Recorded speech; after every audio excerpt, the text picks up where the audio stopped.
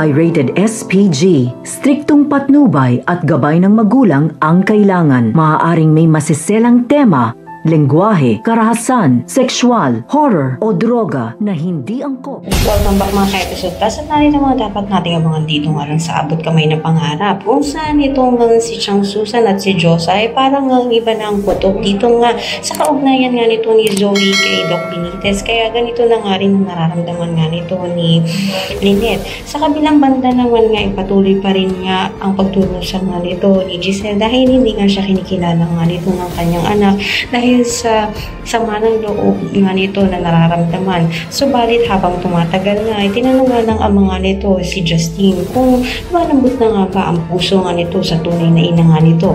Kaya naman nasabi nga nito ni Justine ay malaking posibilidad na mapatawad niya nga ito, ngunit mahihirapan nga at matatagalan pa siya bago mapatawad.